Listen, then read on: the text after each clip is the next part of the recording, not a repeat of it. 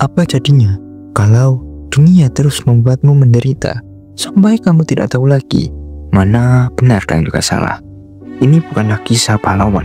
Ini adalah kisah tentang dendam, pengkhianatan, dan juga kehancuran.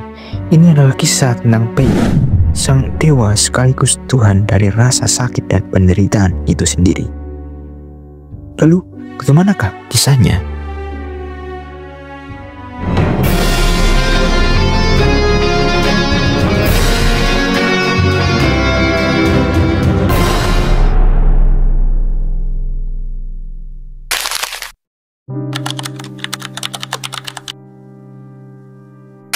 Di balik hujan abadi yang membasahi Amikagure, di sanalah segalanya dimulai. Bukan di medan perang, bukan di istana kekuasaan para ninja besar, tapi di sebuah rumah kecil, sederhana, tempat seorang anak bernama Nagato pertama kali mengenal makna cinta dan juga kehilangan. Nagato bukan dilahirkan untuk menjadi monster. Ia hanyalah seorang bocah yang ingin menghabiskan waktunya bersama orang tuanya, tanpa suara ledakan, tanpa suara senjata, dan tanpa ketakutan. Tapi, perang tak peduli pada siapapun. Dan pada suatu hari yang seharusnya biasa saja, dua ninja asing dari Konoha menaruh pos masuk ke rumahnya. Mereka lapar, mereka terdesak, dan mereka takut. Orang tua Nagato mencoba melindungi anak mereka, dan dalam kekacauan itulah mereka dibunuh di depan matanya sendiri. Darah mengalir di lantai. Tubuh yang biasanya memeluknya setiap malam kini tergeletak diam dan dingin. Nagato kecil menangis, tapi dari air mata itu kekuatan purba terbangun. Matanya berubah, Rinnegan bangkit, dan dalam sekejap dua ninja itu mati. Hari itu Nagato tidak hanya kehilangan orang tuanya, ia kehilangan kepercayaannya terhadap dunia.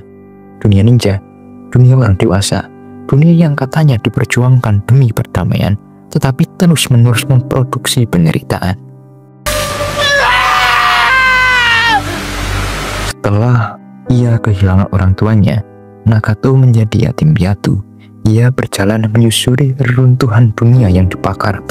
Tak ada tempat yang aman, tak ada yang peduli.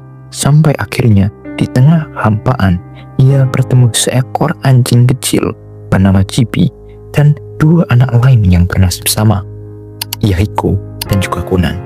Tiga anak yatim piatu ini adalah tiga orang yang mengalami korban dari perang, tiga jiwa rapuh yang mencoba untuk bertahan.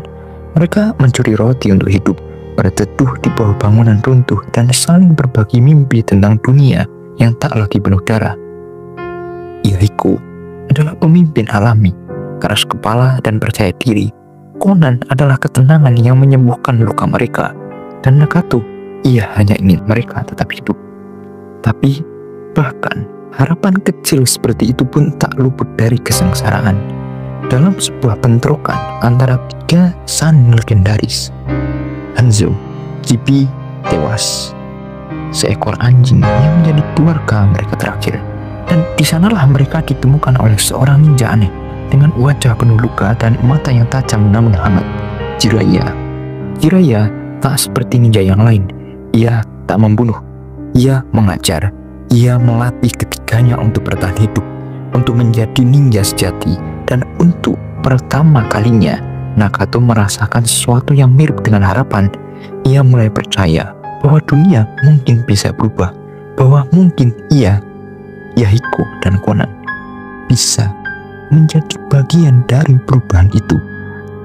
Tapi perubahan selalu datang dengan harga. Suatu hari, demi melindungi teman-temannya, Nagato membunuh lagi. Kali ini bukan karena panik, tapi karena pilihan. Ia sadar dunia ini hanya mengenal satu bahasa, kekerasan. Tapi Jiraiya melihat lebih daripada itu. Ia melihat potensi besar dalam diri Nagato. Ia percaya bahwa Nagato adalah anak dari ramalan, seorang yang akan membawa revolusi ke dunia shinobi.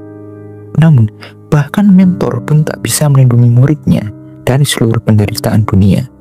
Setelah merasa mereka cukup kuat, Jiraiya pergi. Ia meninggalkan 3 anak itu dengan keyakinan bahwa mereka akan tumbuh menjadi cahaya dalam kegelapan.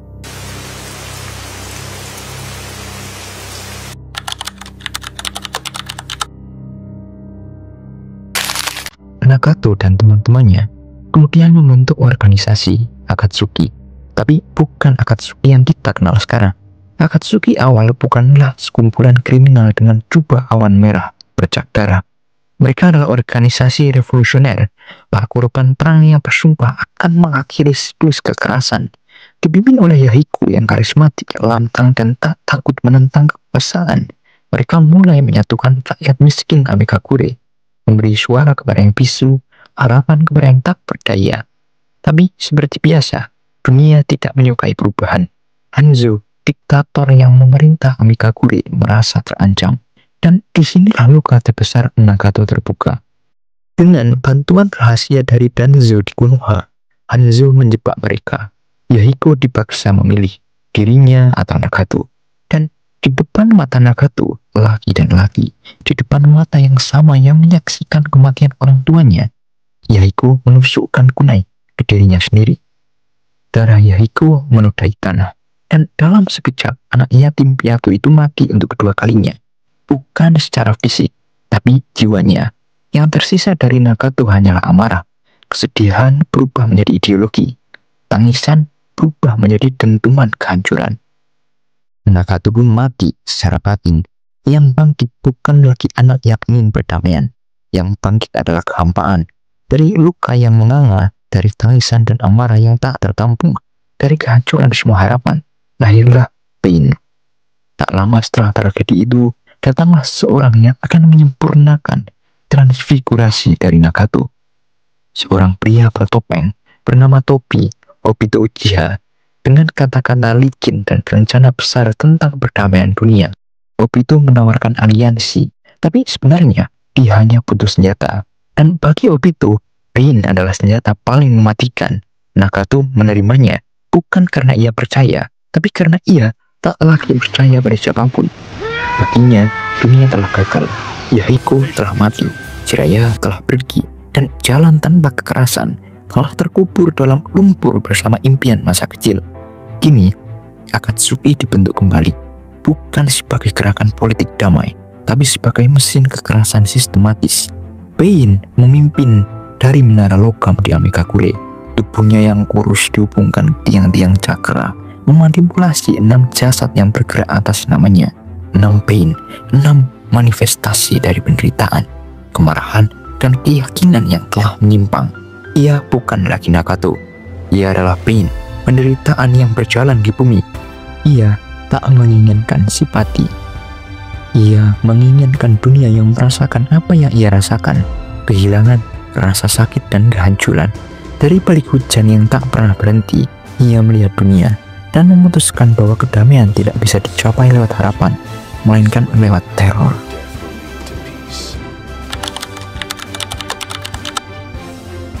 Dunia ini tidak akan pernah mengerti kedamaian, kecuali mereka merasakan penderitaan yang sama. Suara itu menggema dari langit di atas desa Konoha yang hancur. Pain tidak lagi ingin menyelamatkan dunia seperti Yahiko. Ia ingin mendidik dunia, mendidik lewat rasa sakit, lewat penderitaan, dan lewat trauma. Rasa sakit membuat orang tumbuh. Rasa sakit menyadarkan.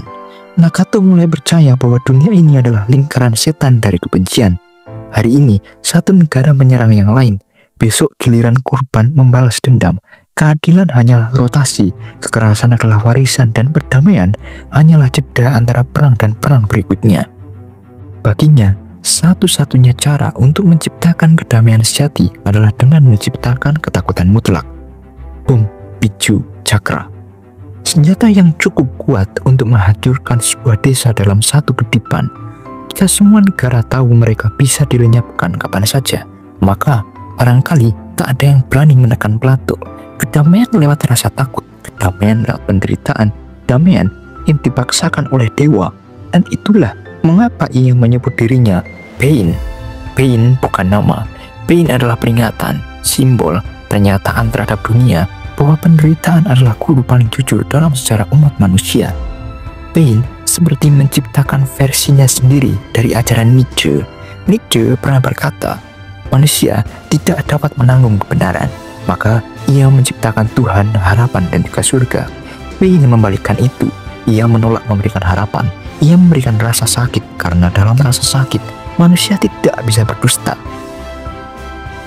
Ketika Paine menyerang Konoha, ia bukan sekedar membalas terhadap kematian Yahiko. Itu adalah demonstrasi ideologi. Ia ingin membuktikan bahwa dengan kehilangan segalanya, manusia akhirnya bisa mengerti arti dari damai. Dan ironisnya, yang menjadi korban adalah desa Jiraiya, desa dari gurunya sendiri, desa dari Naruto. Saat Jiraiya mati di tangan Pain, dunia seperti berhenti. Seorang yang telah mempercayai dan mencintai muridnya dihancurkan oleh tangan si murid sendiri. Kau mengajarkan kami kedamaian, Jiraiya Sensei, tapi dunia hanya mengerti satu bahasa, rasa sakit. Pain menjadikan dirinya bukan sekedar tokoh antagonis. Ia menjelma menjadi kekasih penderitaan, dan akhirnya ia berdiri di depan Naruto. Dua murid dari guru yang sama, dua ideologi, dua cara memahami luka. Naruto percaya bahwa luka harus disembuhkan. Pain percaya bahwa luka harus ditularkan agar dunia belajar. Momen dialog ini bukan sekedar benturan kata. Ini adalah benturan eksistensi. Naruto berkata, bagaimana kau bisa mengerti kedamaian jika kau terus menciptakan kebencian baru? Pain membalas, aku akan menghentikan siklus kebencian dengan membuat semua orang merasakannya. Ini bukan lagi cerita ninja. Ini adalah teater tragis tentang manusia yang gagal mempercayai cinta dan memilih menjadi dewa karena tidak tahan menjadi manusia. Pain adalah simbol, dan simbol itu tidak pernah tidur. Ia hidup di setiap manusia yang percaya bahwa dunia terlalu rusak untuk disembuhkan, bahwa rasa sakit adalah satu-satunya jawaban, bahwa jika tidak bisa menjadi penyelamat, maka jadilah hukuman itu sendiri. Pain adalah kita, saat kita berhenti percaya pada harapan. But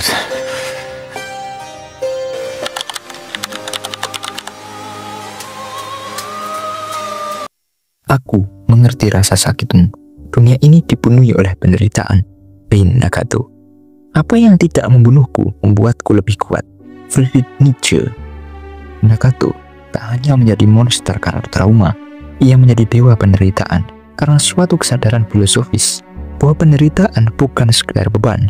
Penderitaan adalah kekuatan, penderitaan adalah guru, dan pada akhirnya, penderitaan adalah alat yang akan ia gunakan untuk menciptakan perdamaian dunia. Dalam filsafat Nietzsche, penderitaan justru adalah inti dari kehidupan yang otentik.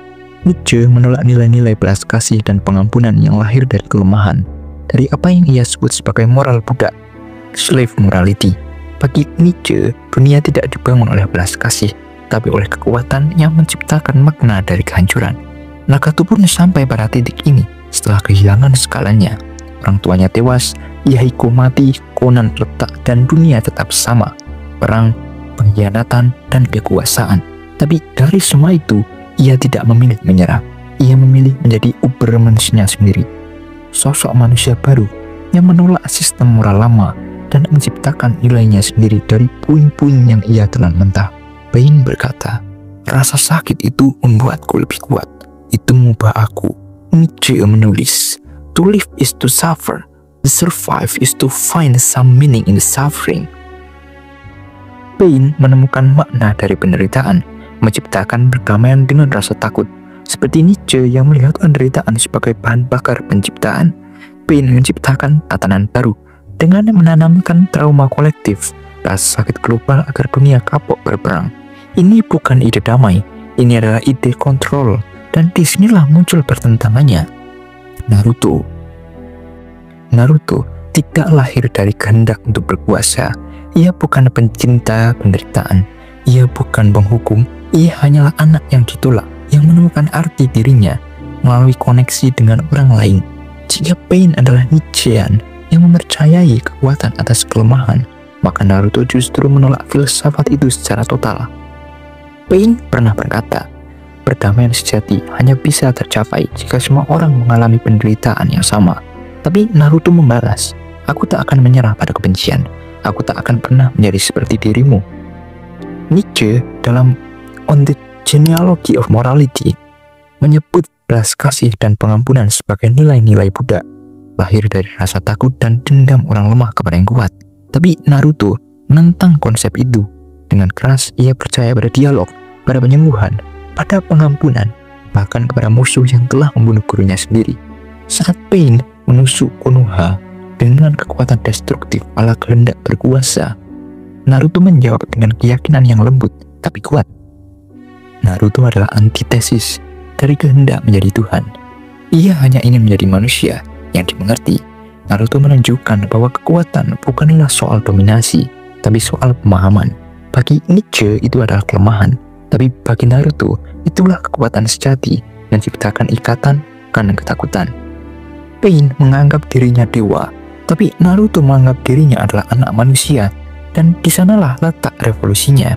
Di tengah reruntuhan filsafat Nietzsche yang gelap dan tragis, Naruto memilih jalannya sendiri, mungkin naif dan mungkin utopis, tapi justru dari utopia itulah cahaya bisa lahir. Naruto tidak menyangkal penderitaan, tapi ia menolak untuk menyembahnya. Rasa sakit membuat kita dewasa, tapi pengertian membuat kita tumbuh.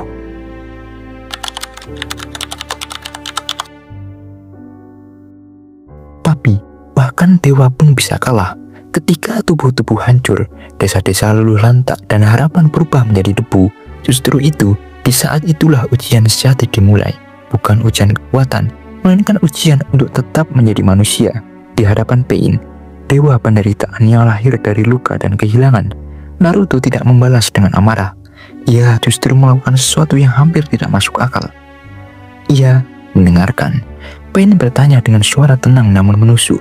Bagaimana cara membawa kedamaian? Apakah dengan membunuhku? Dengan melanjutkan siklus kebencian ini? Naruto pun diam. Bukan karena tidak tahu harus menjawab apa, tapi karena ia tahu jawabannya tidak bisa hanya berupa kata-kata. Naruto mengingat Jiraiya, sosok yang percaya bahwa suatu hari akan ada seseorang yang bisa mengakhiri kebencian, bukan dengan kekuatan, tapi dengan pengertian. Dan saat itulah Naruto menyadari, ia adalah orang itu, bukan karena ia kuat, tapi karena ia memilih untuk tidak membalas. Nietzsche pernah berkata dalam bukunya Beyond Good and Evil, dia yang bertarung melawan monster harus berhati-hati agar tidak menjadi monster itu sendiri. Dan mungkin inilah momen di mana Naruto benar-benar melampaui garis itu. Ia menatap ke dalam jurang dan tidak jatuh ke dalamnya. Ia melihat Pain dan tidak membencinya. Pain telah hidup dalam doktrin kekuatan, dalam keyakinan bahwa dunia hanya bisa berubah jika semua orang merasakan rasa sakit. Tapi untuk pertama kalinya, ia berhadapan dengan seseorang yang paham penderitaan tanpa menjadi makhluk penuh kebencian. Dan di sanalah pergeseran itu terjadi. Dewa mulai runtuh, bukan karena dikalahkan, tapi karena ia mulai ragu. Untuk pertama kalinya dalam waktu yang sangat lama, Nagato, bukan Pain, muncul kembali dari dalam tubuh yang lelah itu. Bukan dengan kebencian, melainkan dengan kesadaran. Kesadaran bahwa dirinya telah keliru, bahwa jalan yang ia pilih menyesatkannya jauh dari mimpi masa kecil. Dalam kelemahan terakhirnya, Nagato memutuskan untuk mengakhiri jalan penderitaan. Dengan sisa cakra terakhirnya, ia menggunakan jutsu terlarang, membalikkan kematian dan menghidupkan semua orang yang telah ia bunuh. Bukan sebagai penguasa, tapi sebagai penebus, sebagai manusia yang akhirnya mengakui kesalahan. Dan justru di saat itulah Naruto menang, bukan karena ia mengalahkan Pain, tapi karena ia menyelamatkan Nagato.